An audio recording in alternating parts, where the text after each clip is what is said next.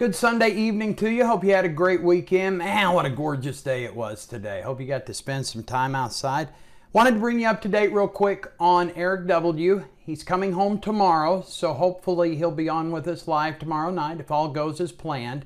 And let's just kind of get up to date on exactly where he is. And I think the easiest way to do that is going to be to share my screen with you and look at last week's timeline. This was... where's my scroller thing? There we go. That wasn't where I meant to start, but I will. This is my incredibly wonderful family. We had some cousins in from Kansas City. They came into town, Blake and Kathleen Smith right there. It's my sister, my Aunt Debbie, my Uncle Rick, my dad, my mom, and then that guy. But that was the day that I had the argument with Eric, that he said there was too much pressure in the house and that he had pressure from family. And so he just took off, and he was at what he reported to be the crisis center. But at first we had no idea. And then he called and said he was at the crisis center. Some of us sat down and talked about it. There was Shannon, someone who's gone AWOL, who has had all kinds of issues and now is doing absolutely fantastic. We talked to her, and we definitely have to have her back. She's just great. Got all kinds of good comments. That's not related. That was a good meeting we had with our local police about better communication at the church. And then we discovered that Eric was in a crisis center. He called someone and told us he was at a crisis center. We assumed it was Oklahoma County. It was not. We found out the next day that it was Red Rock at Griffin Memorial in Norman. Went down there, visited with him. He was doing good, seemed to be stabilized. And he is discharging from there tomorrow and coming back here where the journey continues. So as I learn more about Eric, one of the things I do is talk to family members, and I talked to his grandmother, who is not real optimistic about what the immediate future or any future holds for Eric, because she has had, what, 30 some odd years of dealing with patterns, and this is how she described the patterns. When he gets to a certain spot, he'll go somewhere where he can stay, and sort of get himself together. But then within a few days, then he's wanting his dope so bad, he'll do something to either get run off or he'll just disappear. This has just been a vicious circle, forever.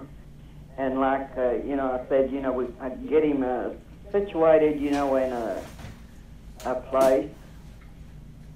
And then he'd give his mother all this story. Well, of course, she'd run and get him and bring him back home. She wants him there, but she don't want him there. But sometimes his mother would call and she'd say, he's driving me crazy. Why don't y'all come get him? So my husband would, take him home for the week. So some family issues to deal with there. And families get to a point where they give up hope, and other people do. But never give up hope on people. People can always change if they choose to. It takes the perfect storm, in my opinion. It takes reliance on something outside yourself, i.e. God. It takes a commitment, and it takes some work, but people can get there. The other thing that we'll be doing this week, I've got a couple of old drug court participants who have been AWOL from the program for quite a while that have called in the last couple of days, and they say they're coming home this week.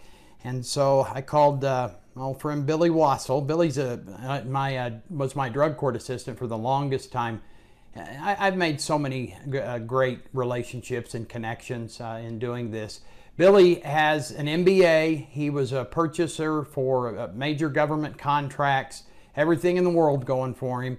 I picked him up at the mission, and he's in drug court, but Billy is on his way back. Billy is pure grit. He will keep fighting, and he'll come back bigger than ever. I have no doubt about that. He's already on his way. But anyway, I called Billy tonight and said, Billy, I want to do this video piece on drug court people who go AWOL from the program and come back, and he said, no.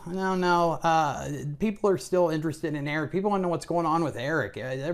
And that's so true. At church this weekend, I ran into people all weekend long. I say people, my friends, my Facebook friends who see this. It's not like this is a national broadcast or anything, but run into several people over the weekend who were saying, how's Eric? What's he doing? And so I just thought I'd give a quick recap and tell you what we'll be talking to him about next week. But Billy said put off that drug court story until next week. So that's what we're going to do. But later on the week sometime, we'll show the process and talk about why people make the decision to be wanted and go out with bench warrants and live a life of anxiety on the run and then come back to the Oklahoma County Jail voluntarily and walk through that front door. That's a hard walk. So I'm just trying to give people a perspective, a different perspective of what this ugly drug world looks like. So those are the couple of things we're going to be working on over the next few days.